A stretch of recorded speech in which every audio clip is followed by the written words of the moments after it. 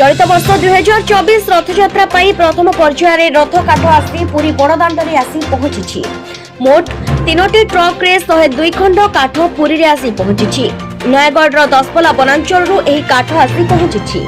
तेबे आगामी दिन में पर्यायक्रमे रथ काठ आसी पुरी रे पहुंचबो। रथर तत्वबोधनक सुदर्शन मेकअप कहिसंती प्रथम पर्यायर 102 खंड काठ आसी पहुंची। चलित वर्ष रथ निर्माण 812 खंड काठर आवश्यकता रही। 53 खंड काठ पूर्वरु बड़का भावरे श्रीमंदिर प्रशासन निकट रे मौजूद रही। तेबे 3 रथ निर्माण मोट प्रतिवर्ष 865 खंड काठ आवश्यक होइथाय। तेबे प्रथम पर्यायर आसीथिबा काठ हेउछि धौरा और असन काठ। 50टी धौरा और 52टी असन काठ आसी प्रथम पर्यायर। आगामी सरस्वती पूजा रथ खलारी 3टी धौरा काठ को पारंपरिक पूजा हेबो। श्रीमंदिर पुरोहित गजपति राजगुरु चलित वर्षर रथ काठ अनुकूल पूजा करिवे। परे पर्यायक्रमे रथ काठ आसीबो।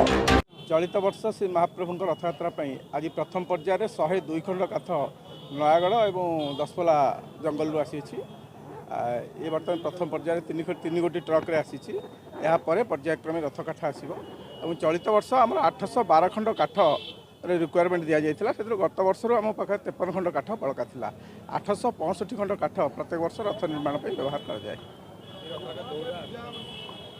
आसंता सरस्वती पूजा दिन 3 खंड धौरा काठ आम श्रीमंदिर सामने और रथ खलार पूजा अर्चना कर असन और धौरा मिसिक बर्तमान 102 खंड काठ आसी पहुँचे। 150 खंड अच्छी बर्तमान असन और 52 खंड अच्छी धौरा। आमे अक्षय आमे जाइलु 1 तारिख चिन्हट से बड़राउल कठार पूजा अर्चना पर चिन्हट करके आसीलु। से काठ बर्तमान आसी पहुँचला। यापर आम फिर पुनर्बार जीवु बर्तमान जंगल को चिन्हट कलापर पर्यायक्रमे आसो।